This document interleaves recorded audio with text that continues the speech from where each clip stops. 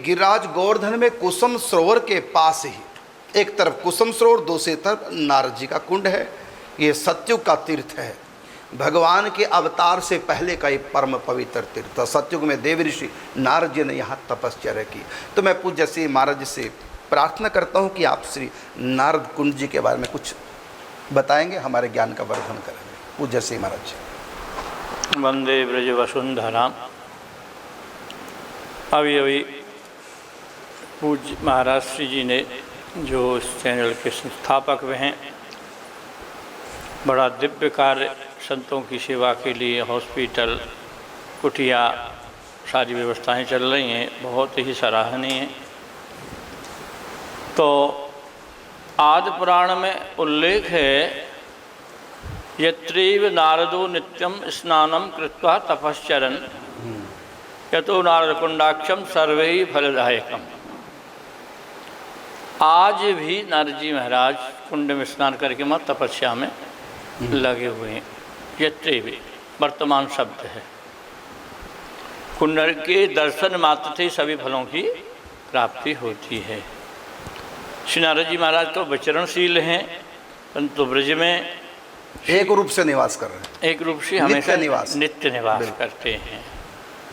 इसी जगह कथा आती है, नारद जी महाराज जब बरसाने पधारे, परम करुणामयी किशोरी जी बाल स्वरूप में थीं। प्रसवान बाबा ने कहा, गुरुजी हमारी बच्ची का भी ना का संस्कार करो, कुछ बताओ। तो पूजन की सामग्री लेवे गए। नारद जी ने प्रार्थना करी तो साक्षात किशोरी जी ने अपने दिव्य स्वरूप के दर्शन कराए। श्री नारद जी महाराज ने निवेदन किया कि रास विलास की इच्छा है मेरी दर्शन करने की। तो बोले कुसुम सरोवर पे ही तुमको, वहीं तुम्हारे स्थान पे ही दर्शन होंगे।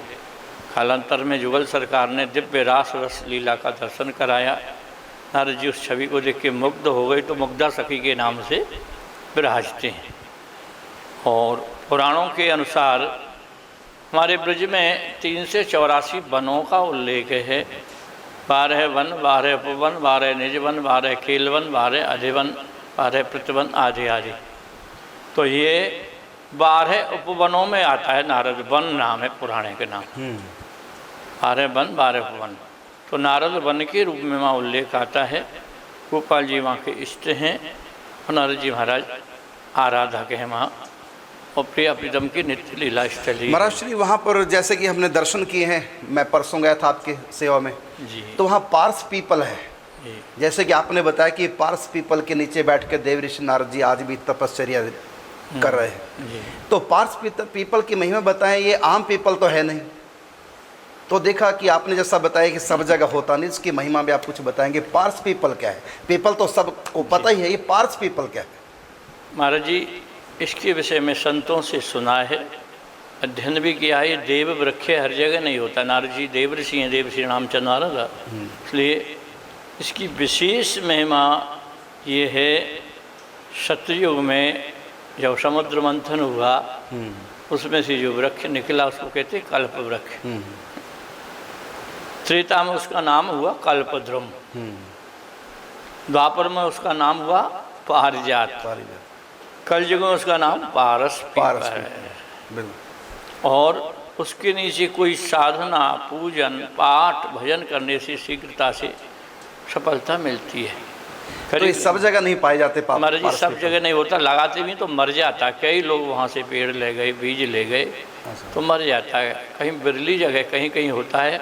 हमारे महावन में एक पेड़ है, एक यहाँ है, एक आध और कहीं है, ब्रज में भी ज़्यादा नहीं है, कहीं कहीं होता है, देव वृक्ष है ये।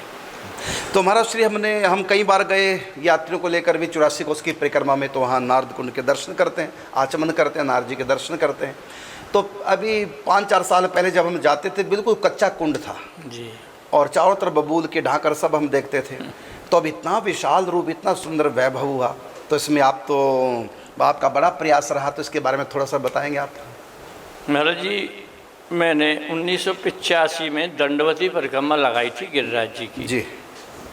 पहली बार मैं आश्रम गया तो आश्रम की देख के स्थिति मन रो पड़ा। गंदगी पड़ी थी। एक पुजारी बाबा रहते थे अपने माँ संप्रदाय से, वो रात में चले जाते थे सब चोरों के डर से।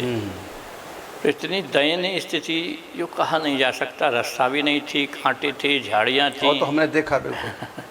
तो महाराज जी पता नहीं क्या हुआ, मेरा मन रो पड़ा। मैंने कि संप्रदाय के प्रधान आचार्य श्री नारद जी महाराज सभी के आचार्य, बिल्कुल, और उनका एक आश्रम ऐसा भी नहीं है कि 10-50 आश्रम हो, उसकी ये दुर्गति हो रही है। तो मैंने, जबकि शास्त्रों में बहुत महिमा है, पौराणिक स्थल है। बिल्कुल, मैंने महाराज जी गिरिराज जी से प्रार्थना करी कि मेरी दंडौती का फल यही दे देना कि स्थान का जीर्णोद्धार हो। जीर्णोद्धार हो, संत सेवा हो, गाय रहें, रास्ता बन जाए, वृक्ष लग जाए, परिक्रमा करें लोग, आमें दर्शन करें, कुंड बन जाए। फिर तो बहुत सुंदर बन गया। बहुत उसके बाद फिर महाराज जी ठाकुर जी ने ऐसी प्रेरणा करी, 90 में वो मेरे ही मत्थे सेवा आ गई। संकल्प आप कहते ना। संकल्प भाई तो है जो कुछ है। बिल्कुल। फिर महाराज जी दंडवती तो करी, उसके साथ साथ उनकी कृपा से ही जीव तो क्या करने वाला है। करीब 12 साल मैंने रोज़ परिक्रमा गिरिराज जी की प्राय, कभी कभी नहीं रहता था तो अलग, रोज़ भागवत जी का पाठ करना और गिरिराज जी की परिक्रमा करना उसी के निमित्त। और पेड़ों में जल देना, टूटी बाल्टी थी, घास टूटे पड़े थे, हाथों से घड़ाओं से भर भर के लताओं में पानी देना। तो उनकी कृपा भाई गुरुदेव की, संतों की, श्री जी की, सभी की। तो संकल्प 85 कथा होते होते 2 साल पूर्व योगी जी ने, उससे पहले कई लोग, कई संस्थाएं आई, पानी निकलवा दिया और कुछ भी नहीं किया। बिल्कुल, तो ठाकुर जी कृपा से 2 वर्ष पूर्व योगी जी। बिल्कुल। तो पूज्य श्री महाराज जी ने वो ये कार्यक्रम जय बहुत विशाल, आप देखेंगे जो भी गिरिराज परिक्रमा करने आते हैं तो कुसुम सरोवर जहाँ है बस उसके बगल में ही एकदम अपोजिट में नारद कुंड है। आप अवश्य देखें। अभी पूज्य महाराज जी ने मथुरा के सांसद से मिलकर, हेमा मालिनी जी से और अपने सीएम योगी जी से मिल करके वहाँ से जब फंड लिया और उनका सहयोग प्राप्त किया। और भी बहुत जगह से आपने अपने शिष्यों से बहुत अधिक सहयोग प्राप्त करके कुंड का जीर्णोद्धार कर। लगभग कितना खर्च आएगा महाराज इस पर? अरे जी कुंड में 3.5 करोड़ का खर्च है। 3.5 करोड़ का खर्च तो कुंड में है। फिर मंदिर बनाया, अलग सत्संग भवन बनाया और यात्रियों के ठहरने के लिए थोड़ी व्यवस्था की वहाँ पर। 2017 में महाराज जी मंदिर का निर्माण हुआ था, प्रतिष्ठा हुई थी, तो 1.25 करोड़ रुपया उस समय मंदिर में लगा। ये देखो संतों की कृपा, देखो संतों का संकल्प। संसारी लोग जो है केवल अपने तक सीमित रहते हैं, बस बाल बच्चों के लिए बढ़िया सब कुछ हो जाए, खाना पीना, कार आ जाए, कोठी बन जाए, बढ़िया आलीशान बंगला, ये सब यहीं तक आप लोग सीमित रहते हो। और संतों का जीवन देखो किस प्रकार आप प्रयासरत रह करके इतना बड़ा, कम से कम 5 करोड़ रुपया तो पूरे स्थान पर लग चुका है। अभी आप बता रहे हैं 3.5 करोड़ रुपया तो केवल जीर्णोद्धार पे कुंड के लगा है। और इतना वो पवित्र स्थल है, पुराणों में इतनी महिमा गाई नारद कुंड की। और भागवत महात्मा पढ़िए, उसमें अंतिम जो अध्याय है भागवत महात्मा का, वहाँ दूसरा अध्याय पढ़िए, उसमें देखो नारद कुंड की चर्चा ही है। लेकिन वो बिल्कुल तिरस्कृत पड़ा रहा। अब पूज्य महाराज जी ने जब पहली बार देखा कि जिस स्थान की पुराणों में इतनी महिमा लिखी है और वो स्थान इस प्रकार जीर्ण शीर्ण अवस्था में पड़ा, क्योंकि हम लोग पहले गुलाम रहे हैं विदेशी आक्रांतों के भी, उन्होंने वो क्या ध्यान देगा, तो मंदिर तोड़ने में लगे रहे। और उसके बाद फिर ब्रिटिश सरकार आई, वो क्या करेगी। और इन 70 सालों में भी सरकार ने कोई भी ब्रज की तरफ ध्यान नहीं दिया। बस अब ये 5-7 साल से थोड़ा सा ब्रज में विकास होने लगा है और हमारी सरकार भी इधर बहुत ध्यान दे रही है। इसके लिए हम सरकार का बहुत, वर्तमान सरकार का, अपने योगी जी का और अपने जो मथुरा के सांसद है हेमा मालिनी जी का बहुत बहुत धन्यवाद करते हैं कि आपने सहयोग किया। और वर्तमान में आप देखिए नारद कुंड इतना विशाल भव्य, इतना आनंद, और आप देख करके चंबत हो जाएंगे। और महाराज जी का तो आगे और भी प्रयास है कि इस कुंड के चारों तरफ, क्योंकि परसों मैं गया था नारद कुंड पे, चर्चा हुई थी इसी बात को लेकर के कि कुंड के चारों तरफ संतों की झोंपड़ियाँ बने, कुटियाँ बने और सब संत बैठ कर एकांत में भजन करें। आज भी संत रात्रि को वहाँ आते हैं और कुंड के किनारे बैठकर अपना भजन करते हैं, विश्राम करते हैं। तो ये तैयारी में लगे हैं। तो हमने भी कहा कि ठीक है, आपकी कृपा होगी तो ये काम भी बहुत अच्छा होगा।